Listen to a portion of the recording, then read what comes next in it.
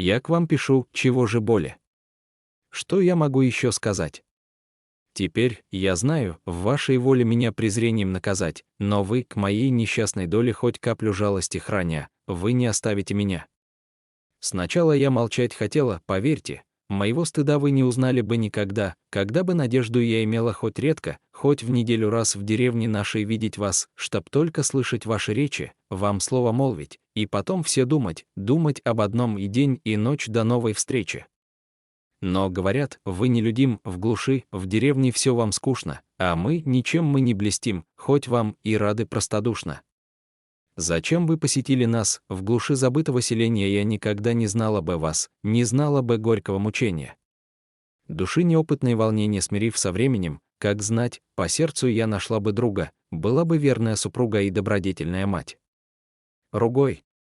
Нет, никому на свете не отдала бы сердце я, то в вышнем суждено совете, то воля неба, я твоя. Вся жизнь моя была залогом свидания верного с тобой. Я знаю, ты мне послан Богом, до гроба ты хранитель мой, ты в сновидениях мне являлся, незримый, ты мне был уж мил, твой чудный взгляд меня томил, в душе твой голос раздавался давно, нет, это был не сон, ты чуть вошел. Я вмиг узнала, вся обомлела, запылала и в мыслях молвила, вот он.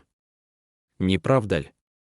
Я тебя слыхала, ты говорил со мной в тиши, когда я бедным помогала или молитвой услаждала тоску волнуемой души, и в это самое мгновение не ты ли, милое видение, в прозрачной темноте мелькнул, приникнул тихо к изголовью, не ты ль, с отрадой и любовью, слова надежды мне шепнул. Кто ты, мой ангел ли хранитель, или коварный искуситель, мои сомнения разреши. Быть может, это все пустое, обман неопытной души, и суждено совсем иное, но так и быть. Судьбу мою отныне я тебе вручаю, перед тобою слезы лью, твоей защиты умоляю, вообрази. Я здесь одна, никто меня не понимает, рассудок мой изнемогает, и молча гибнуть я должна. Я жду тебя, единым взором надежды сердца оживи иль сон тяжелый перерви, увы, заслуженным укором, кончаю.